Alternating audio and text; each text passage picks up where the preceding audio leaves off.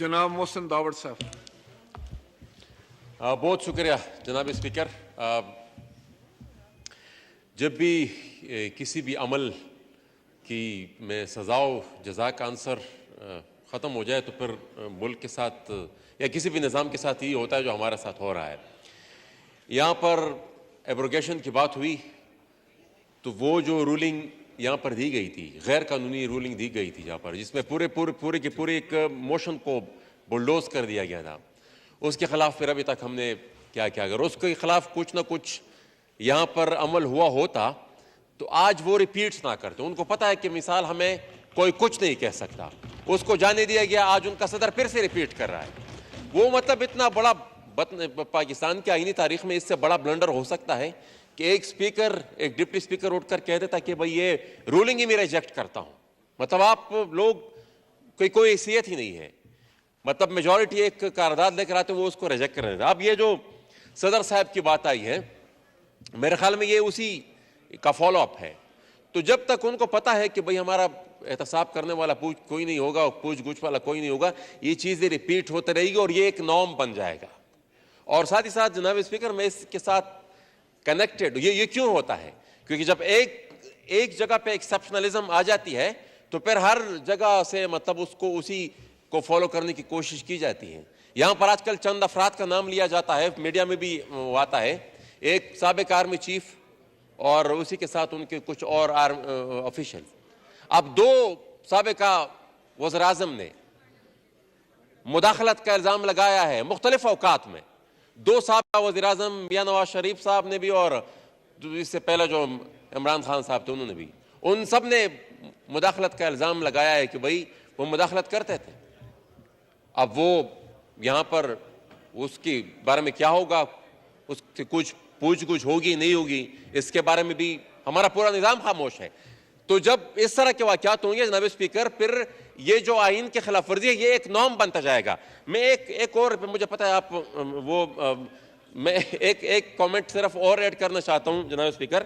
पिछले दिनों यहां पर मिनिस्टर फाइनेंस मौजूद है, अगर वो फिर जवाब दें, ये IMF के साथ जो मुज़ाकरात हो रहे थे उसमें फिर एक चीज सामने आई कि शायद उनकी तरफ से कुछ शराइत में ये भी एक शर्त थी कि आप के जो एम्प्लॉयज हैं वो ब्यूरोक्रेसी है या जितने भी ऑफिशियल्स हैं वो अपने एसेट्स डिक्लेयर करेंगे।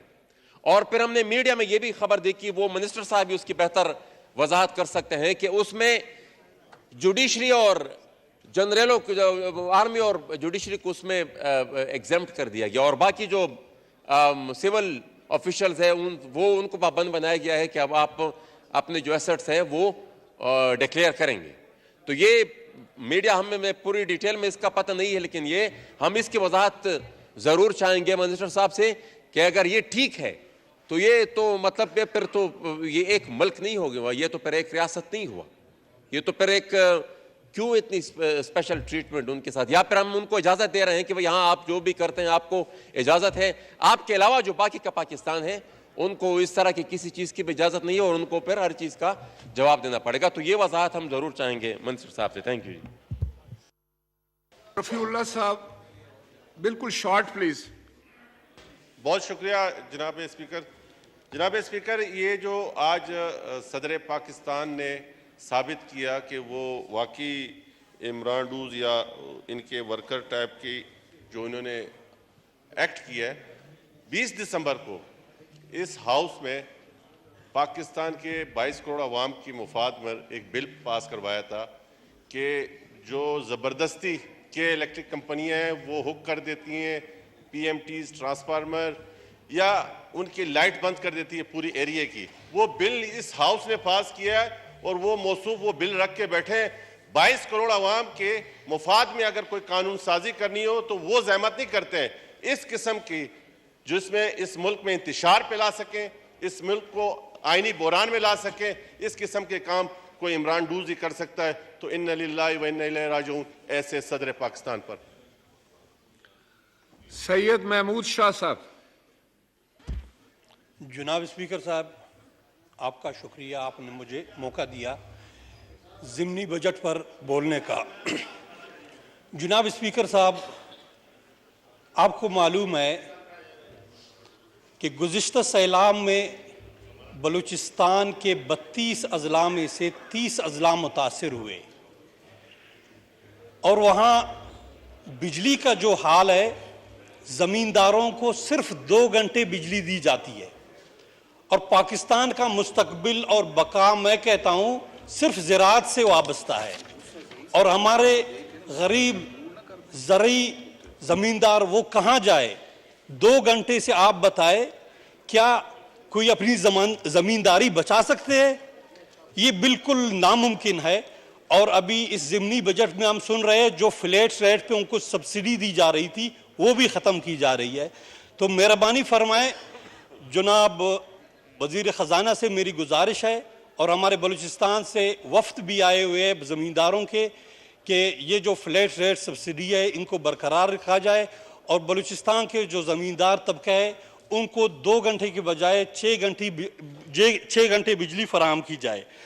इसके अलावा जनाब स्पीकर साहब, गरीब पर टैक्स का बोझ डालने के बजाय टैक्स कलेक्शन को बेहतर बनाया जाए। आपको पता हो कि जो टैक्स जमा करने वाले इदारे हैं, ख़ासकर कस्टम, आप बलूचिस्तान में कि हमारे नज़रों के सामने है, वहाँ 100 में 5 रुपया जमा करते हैं, बाकी 95% अपने जेब में डालते हैं। 2 घंटे के लिए वो बॉर्डर से फ्री गाड़ियों को छोड़ते हैं कि 4 करोड़ रुपया दो और जितने ले जाना है ले आना है।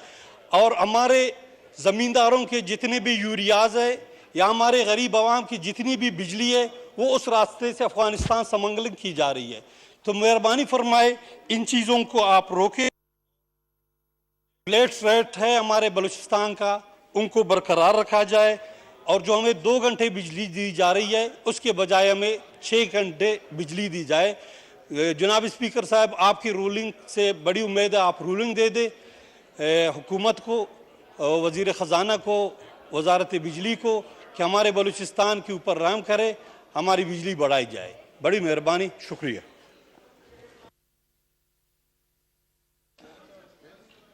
चौधरी मोहम्मद बरजीस ताहिर साहब।